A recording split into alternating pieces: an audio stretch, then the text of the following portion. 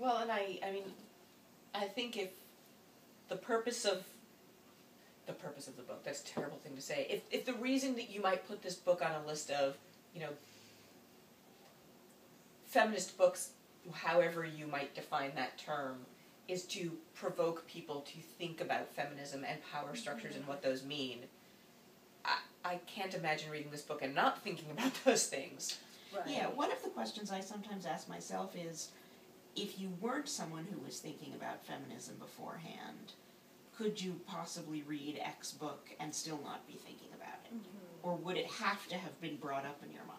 Right. And in Yeah, like, that, it totally passes. What if Matthew read the book? Right, exactly. Yeah, like, if each of these characters were a book like this, Right. like, a kid who's like Matthew, is he going to come away from this feeling like he does have to change? I don't think so. I think he's going to come away from it feeling like he's got that book figured out.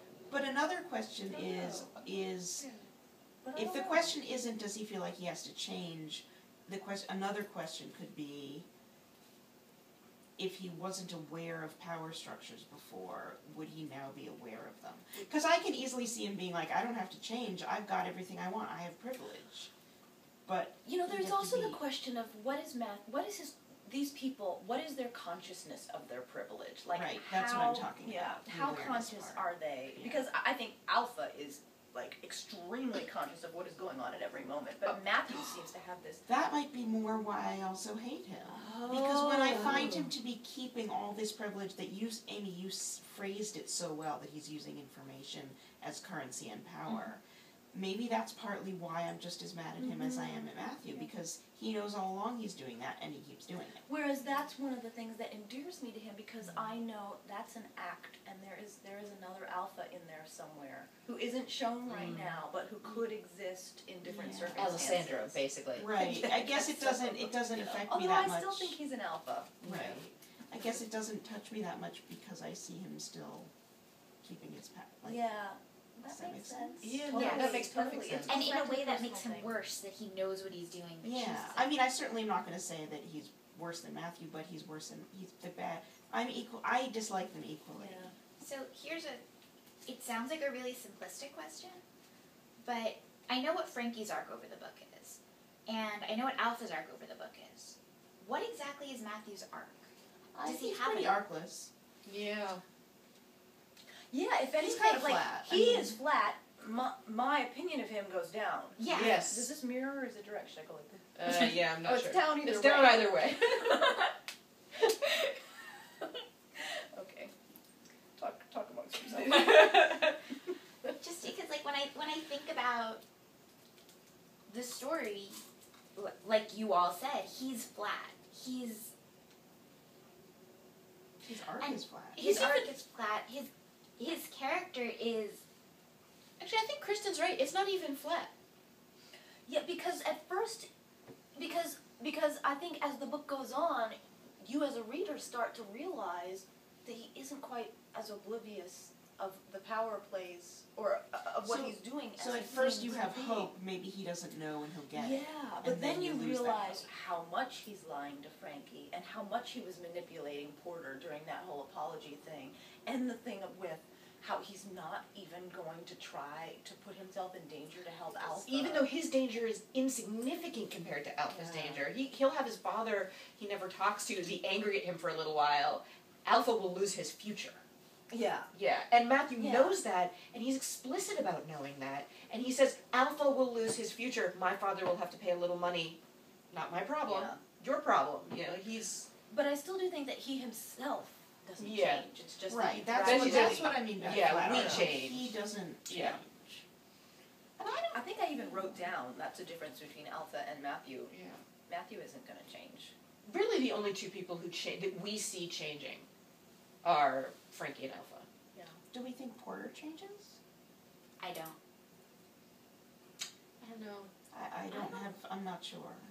And there was a certain moment in the book where I thought it, but then I ended up being unsure. I'll tell you, I think that to me, and I can't justify this with quotations, I don't know if I could if I had the book in front of me, or, you know, if I had done the research for this earlier, but I can't right now. To me, the fight that Frankie has with Matthew at the end of the book does not make a break in his facade. He will not learn something because of that. There is no Right. point 5 years down Right. the line where Matthew will say, oh, my high school girlfriend said that, and oh, Right. I was I agree. a jerk. Whereas the fight that Frankie has with Porter, I think, makes a change. I think that he might not learn in that moment, but I feel like there's I think the that's why I possibility for thought learning. that, and then I got to the end and I just felt like there's no way to know, kind of. Well, I Yeah, always I think feel it's- like. Oh, go ahead. No, go ahead. I always feel like the fact that Porter was working for the school undermines some of Mhm. how I feel he could have learned. Mhm. Because, Because the school is just a different The whole book is kind about of deception. same Yeah. yeah, everyone's lying.